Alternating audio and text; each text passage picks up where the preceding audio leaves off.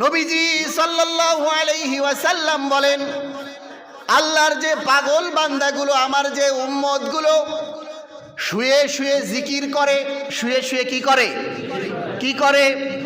শুয়ে শুয়ে জিকির করে, শুয়ে শুয়ে আল্লাহ রব্বুল আলামিনকে স্মরণ করে, মনে করে আল্লাহ।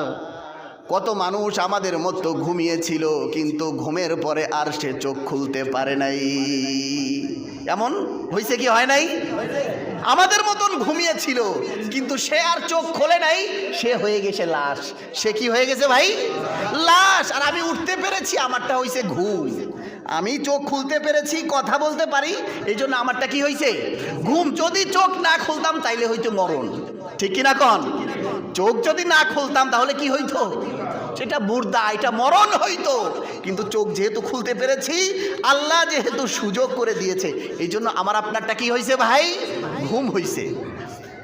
নবীজি সাল্লাল্লাহু আলাইহি ওয়াসাল্লাম হাদিসের ভাষায় বলেন, আল্লাহর যে বান্দা বান্দিগুলো শুয়ে শুয়ে আল্লাহ রব্বুল আলামিনের জিকির করে, জিকির করতে করতে এক পর্যায়ে চোখ লেগে এসেছে, ঘুম চলে এসেছে, আল্লাহ রব্বুল আলামিন আসমান থেকে একজন ফেরেশতা পাঠায়া দেয় ওই জিকিরকারী বান্দা বান্দির কাছে। সুবহানাল্লাহ কোন?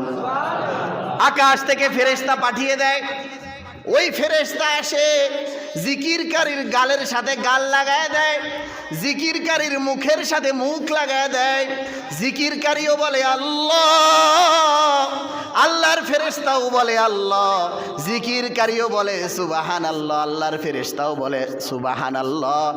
এক পর্যায়ে আল্লাহর বান্দা ঘুমায় যায়, আর আল্লাহর পক্ষ থেকে ওই ফেরেশতা ওই বান্দার হয়ে মুয়াজ্জিনের আজান পর্যন্ত জিকির করতে থাকে। বলেন সুবহানাল্লাহ।